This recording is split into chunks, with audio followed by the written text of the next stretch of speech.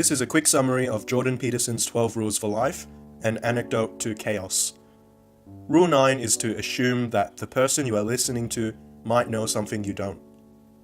In Peterson's clinical practice, he listens most of the time and lets the clients recount their experiences, and they formulate their own understanding as to what has happened, leading to post-hoc constructs. In that way, Peterson doesn't create a narrative that might not actually have happened. For example, a client believed she was raped 5 times. The more she elaborated, the more she realized it was probably a symptom of something missing on a deeper level, that she was naive and unawakened, childlike, and going to places that weren't the wisest places to go to, such as a singles bar. You have to let people, including yourself, rationalize the issue out for themselves, since that allows them to become the hero of their own story. One also has to be a listening person. Freud created the technique of free association, where individuals spoke their minds, and the psychologists contributed little to the event, even facing a way as to not let their emotions influence the spontaneity of what clients were thinking. Freud insisted that psychoanalysts should be analyzed themselves for their limitations and blind spots. Peterson in therapy sessions faces his clients using eye contact, is attentive to any cues,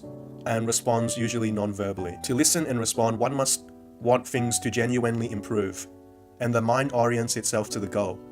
Peterson then responds, or rather recounts, what the individual said previously. From there, a discussion is created as to the meaning or intent of why the client said this. This leads to being meaningful and being corrected in order to understand the truth of the matter. Carl Rogers said that many of us are unable to listen, since we see it as dangerous and evaluative, and hence prior we need courage first. Rogers proposed ways to truly understand and listen, first of which involves the rule of each individual to speak up for themselves only after they have re-articulated what the other individual has said. This has been useful in order to summarize what the other has said and to be corrected by the other if the retelling was wrong, and ultimately helps to avoid strawmanning the other's argument. Summaries help condense lengthy, emotion-laden accounts to get to the meaning of what is happening.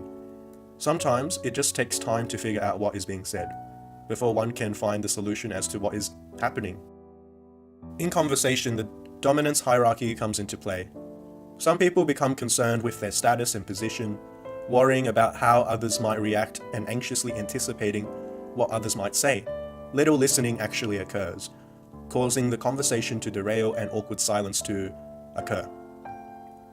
Other conversations have the intention of victory, where one denigrates the other's position as ridiculous, using confirmation bias to abide and to look for evidence and try to impress listeners with the validity of their claims. The intention of this is to gain support for their oversimplified ideology, already holding on to an a priori assumption. This is difficult for genuine listeners, for one listens and the other talks.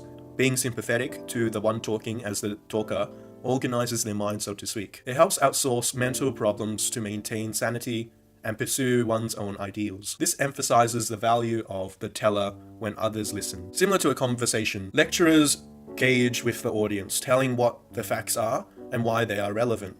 Good lecturers pick out an individual who represents the crowd and see how the individual reacts to what is being said. Everyone can talk to individuals, which is aided by being upfront, not hiding or cowering.